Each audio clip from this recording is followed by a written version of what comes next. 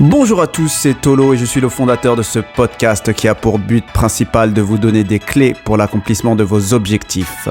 Et ici, on va parler d'état d'esprit, de motivation, d'action, d'attraction, de la mécanique du succès et de tous ces paramètres qui nous permettent de manifester des résultats dans notre vie. Alors, aujourd'hui, j'ai envie de vous parler d'une petite anecdote puisque j'ai été face à un cas que je pense qu'on a tous déjà rencontré, c'est de dire non. Et je pense que c'est un sujet qui a été énormément traité justement dans le milieu du développement personnel et que moi-même j'ai travaillé. Et malgré tout, j'y ai été confronté récemment par rapport à une demande que m'a faite un ami et à laquelle j'ai dû difficilement, entre guillemets, dire non. Donc, je n'ai pas dit un non franc, authentique et bienveillant comme le voudrait la théorie. Et simplement, je me suis retrouvé dans le cas où j'ai subtilement contourné le sujet dans un premier temps. Et n'importe quel interlocuteur qui voit ce genre de contournement se passer devant lui pourrait comprendre intuitivement que la personne ne souhaite pas aller plus loin et que la réponse est implicitement non. Sauf que j'étais face à un ami qui est un entrepreneur, qui est un vendeur, qui est un marketeur. Et donc, lui adore lever les objections et il ne m'a pas lâché. Et je me suis retrouvé dans ce cas où j'ai été confronté à mon indécision et à ma non-fermeté. Et je me suis dit que ça pouvait être intéressant de vous partager tout ça. Parce que quelque part, on est tous impactés de près ou de loin par différentes demandes. Certains arrivent à dire non dans toutes les situations dès qu'ils le souhaitent. D'autres arrivent plus ou moins à dire non dans certaines situations et dans d'autres moins. Et moi, dans mon cas, effectivement, j'arrive facilement à dire non dans certains cas. Et dans d'autres cas très particuliers qui me sont propres, c'est beaucoup plus difficile. Donc, je vais vous dire clairement les cas où c'est très facile pour moi, c'est les personnes que je connais pas, qui peuvent me démarcher, ou les personnes justement que je connaisse, mais qui me démarchent entre guillemets amicalement pour des opportunités plutôt business. Là, moi personnellement, je n'ai pas de problème à dire non, tout simplement parce que je suis occupé et j'ai des vraies raisons pour lesquelles je dis non que je peux partager ouvertement. Par contre, dès que la personne, je la connais un peu plus, et dès par exemple que c'est quelqu'un de ma famille, même si j'arrive à dire non aux personnes de ma famille, mais quand c'est une personne qui a besoin de mon aide spécifiquement et qui me demande de l'aide à moi personnellement, là, j'ai énormément de mal à dire non. Tout simplement parce que je n'ai pas été éduqué à ne pas tendre la main à celui qui me demande de l'aide. Donc, quand l'aide est ciblée, évidemment que je me sens comme obligé. Alors, dans ce cas, c'était encore un peu différent, puisque là, c'était plus une opportunité, non pas business, mais de pouvoir contribuer, on va dire, à une initiative presque caritative. Et en fait, je me suis retrouvé un peu mal à l'aise parce que d'une part, je n'avais pas spécialement envie, même si j'ai trouvé l'initiative très bonne. Et d'autre part, je me suis rendu compte quand il a insisté que je n'aimais pas du tout le fait qu'on me force à faire quelque chose. Donc, je me suis retrouvé face à mon incapacité à dire non franchement. Et du coup, je m'en suis sorti parce que j'arrive à contourner les sujets et à répondre, à botter un peu en touche à l'aide de l'humour et d'une certaine, entre guillemets, diplomatie. Mais pour être très très honnête avec vous, s'il y a bien un cas où je me retrouve à mentir, c'est justement pour décliner certaines opportunités parce que je n'arrive pas à dire non franchement.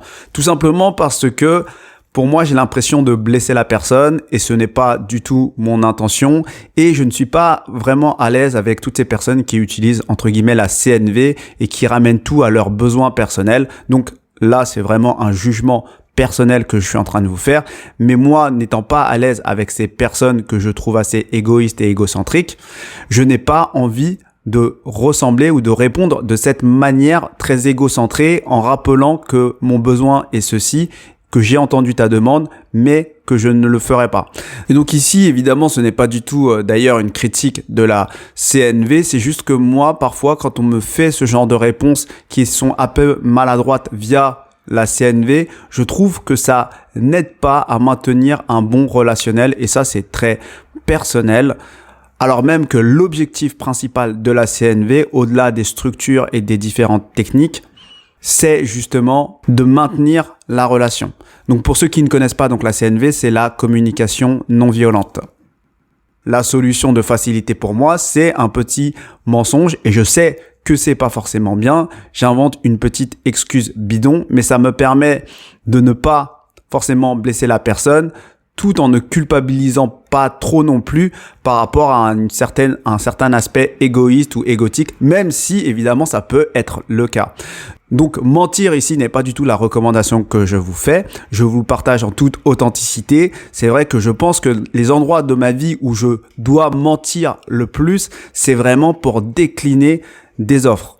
Et j'en suis malheureux et c'est pour ça que je vous fais ce podcast-là, parce que justement je me suis dit on va essayer de traiter ce sujet-là d'une manière un peu plus pragmatique, parce qu'il y a des mécanismes intuitifs que je pourrais utiliser et pourtant que je ne le fais pas parce que je suis dans le feu de l'action ou parce que il y a quelque chose, on va dire, un peu d'émotionnel. Alors ici, je vais vous partager un petit guide que vous pourrez utiliser justement pour vous sortir de ces situations-là, parce que il y a deux déjà principales raisons pour lesquelles vous devez absolument apprendre à dire non dans un contexte où on est extrêmement sollicité de différentes opportunités, qu'elles soient business ou autres.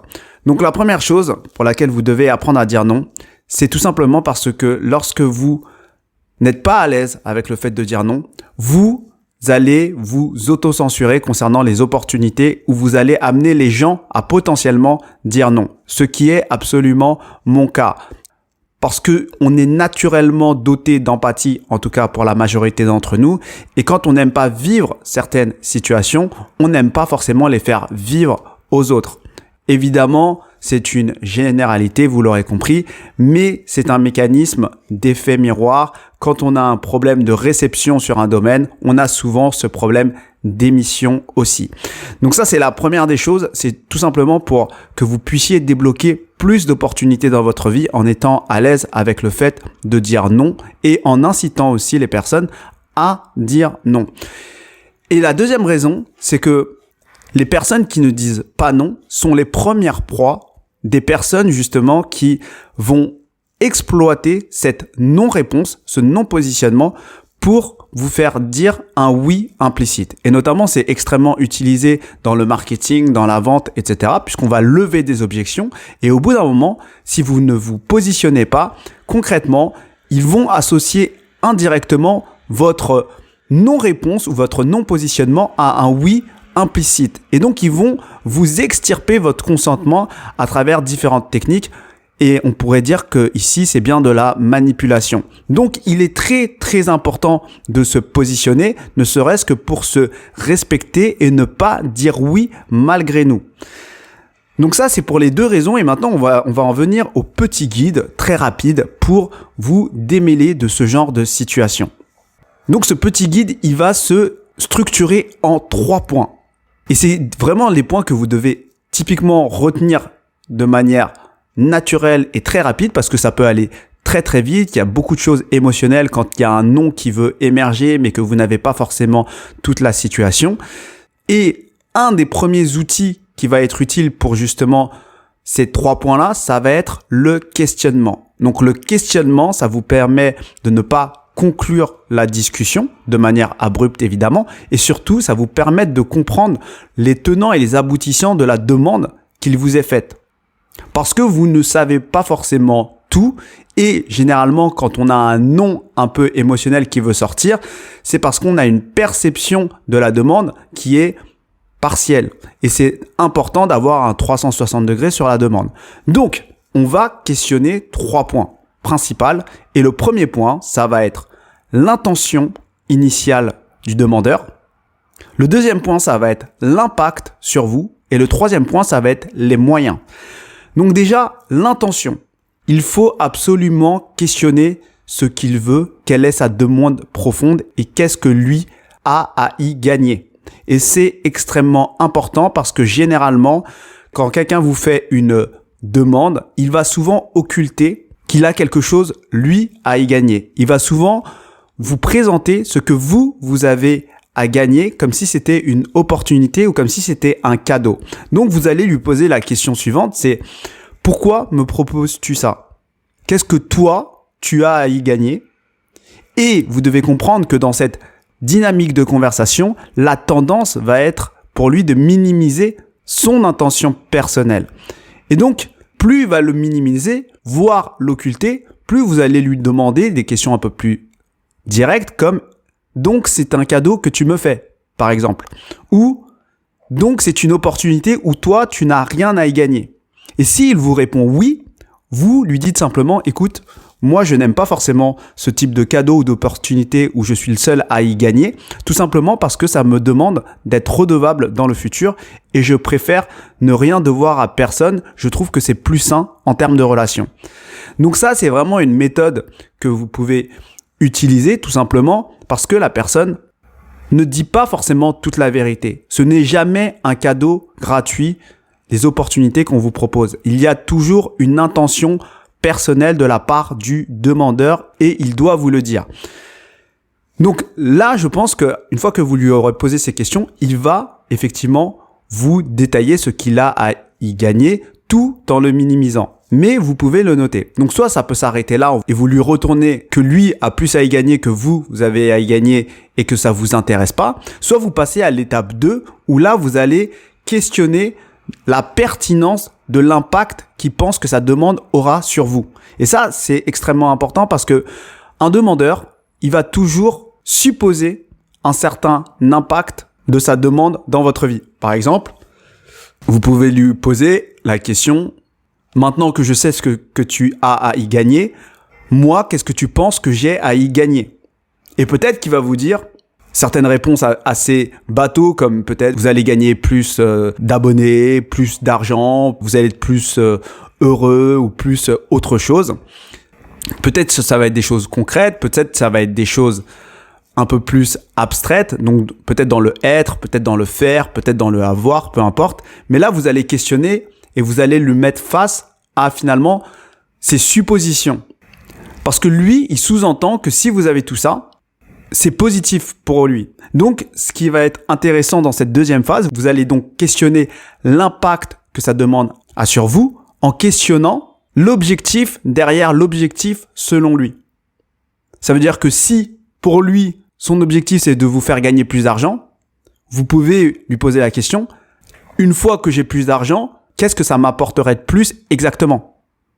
Et lui, il va devoir se mettre face à sa supposition. Et il n'aura pas forcément la réponse parce que tout le monde fait ce qu'il veut d'un supplément d'argent. Certains en ont besoin, d'autres en ont absolument pas besoin et n'en veulent pas. Et c'est ça qui est intéressant, c'est que vous allez lui faire dire typiquement ce que lui suppose et peut-être que vous n'en avez pas besoin. Donc peut-être que l'objectif initial, vous n'en avez pas besoin et dans ce cas-là, c'est OK, vous lui dites stop direct, mais peut-être que vous allez devoir creuser l'objectif de l'objectif selon lui. Et que c'est cette supposition dont vous n'avez pas forcément envie, contrairement à ce qu'il pense. Donc peut-être que la négociation, entre guillemets, s'arrêtera là et qu'il vous laissera tranquille, ou peut-être bien que vous allez passer à l'étape 3 et vous allez questionner les moyens, les ressources nécessaires pour sa demande. Parce que ce qui est intéressant, c'est que dans l'étape 2 aussi, ce que je n'ai pas dit, c'est qu'il va maximiser l'impact dans votre vie de sa demande. Et la négociation, la discussion va être de votre côté de minimiser l'impact, comme on l'a dit tout à l'heure. Et par contre, dans l'étape 3, lui, ce qu'il va faire, c'est qu'il va minimiser les ressources. Et vous, dans cette étape-là, votre objectif, ça sera de maximiser justement ces ressources. Ça va peut-être vous demander du temps, de l'énergie, de l'argent, de l'envie. Et peut-être que ces ressources-là sont rares dans votre vie et vous devrez les justifier. Et peut-être que ces ressources-là, vous souhaitez les employer à autre chose que à son opportunité. Et donc, une fois que vous avez balayé ces 3 axes de questionnement, déjà, vous le mettez face à de nouveaux leviers parce que vous vous rendez compte que vous lui mettez face à sa demande qui est assez égoïste, où il tire son intérêt personnel, où l'impact qu'il imagine est beaucoup moindre que ce que vous pensez et où les ressources sont beaucoup plus nombreuses et plus importantes que ce que lui prétend. Et à partir de là, déjà, vous avez inversé son discours de vente. Et s'il arrive à lever toutes les objections, peut-être que vous avez vraiment une vraie opportunité et peut-être que vous avez le choix, finalement, dans ce cas-là, de dire oui, parce que peut-être qu'effectivement, vous avez vraiment un impact significatif dans votre vie. Le fait qu'il y trouve son intérêt ou non n'est pas forcément un problème et le fait que ça ne vous coûte pas grand-chose est peut-être un signe de vraie opportunité. Donc là, je voulais simplement vous partager ces petites questions un peu puissantes pour vous aider à mener des négociations quand vous avez envie de dire non.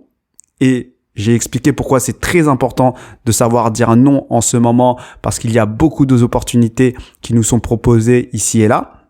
Et je pense qu'il faut savoir respecter les ressources que nous avons, qui sont précieuses, donc le temps, l'énergie, l'argent, l'envie, etc. Et pour les employer, sur des projets qui en valent le coup.